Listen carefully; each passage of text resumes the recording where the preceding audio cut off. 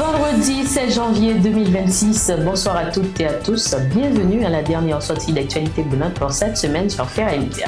Marie-Gaëlle Lumé pour vous informer. L'ambassade des États-Unis en Haïti a annoncé la mise à jour de sa campagne de récompense contre la criminalité transnationale organisée. Des primes totalisant jusqu'à 8 millions de dollars sont proposées pour des informations menant à l'arrestation ou à la condamnation de plusieurs chefs de gang accusés de violences armées et des violations des droits humains.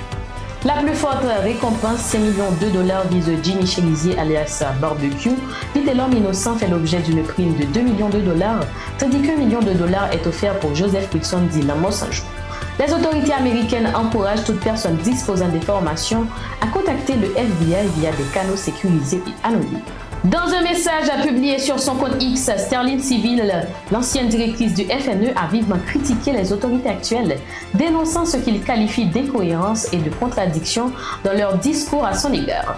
Il reproche notamment aux responsables de l'avoir accusé de mauvaise gestion avant d'affirmer que les projets qu'il pilotait n'auraient pas été validés par les plus hautes instances alors qu'un rapport était selon lui encore attendu. L'ancien responsable affirme que des décisions auraient été prises avant même la remise de ce rapport, mettant en cause le sens des responsabilités et le leadership des dirigeants.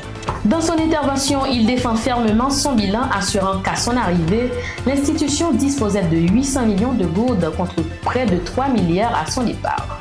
Sterling Civil estime par ailleurs que la satisfaction affichée aujourd'hui par les autorités à propos de l'État de l'institution s'explique par un climat de complaisance au détriment de l'intégrité et de la rigueur. Son message, caractérisé par des propos sévères à l'encontre des autorités, s'inscrit dans un contexte de tensions politiques, de controverses persistantes autour de la gestion des institutions publiques. Autre point de l'actualité, le ministre de la Santé publique, le Dr Sinal Bertrand, a annoncé le déplacement prochain de l'hôpital général actuellement implanté sur son site historique vers un nouvel espace situé sur l'avenue Martin Luther King. L'annonce a été faite dans le cadre des efforts engagés par les autorités sanitaires pour améliorer l'accès aux soins et les conditions de fonctionnement des structures hospitalières publiques. Selon le ministre, l'installation des équipements médicaux et techniques débutera dès la semaine prochaine, marquant une étape importante dans le processus de relocalisation. Cette opération vise notamment à doter l'hôpital d'un environnement plus adapté aux besoins des patients et du personnel médical, dans un contexte marqué par de nombreuses difficultés sécuritaires et logistiques. Le ministère de la Santé publique assure que des dispositions seront prises afin de garantir la continuité des services durant la transition. Aucune date précise n'a toutefois été communiquée quant à l'ouverture officielle du nouvel hôpital sur le site de l'avenue Martin Luther King. L'État haïtien a transmis à la Cour supérieure des comptes et du contentieux administratif un projet de contrat visant à renforcer la sécurité frontalière et la perception des recettes douanières avec la République dominicaine. L'accord concerne un consortium international incluant Evergreen et Alex Stewart International pour une durée de 10 ans.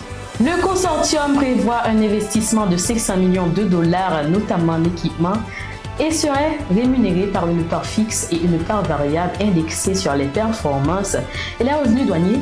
Le projet attend l'approbation de la CSCCA avant sa mise en œuvre. Voilà, messieurs, c'est ici que s'achève ce bulletin d'information. Merci de votre attention et de votre fidélité. Nous vous retrouvons lundi pour un nouveau bulletin titre par titre et restez branchés pour la nouvelle édition d'Actualité brûlante sur Faire et Média. D'ici là, passez un excellent week-end.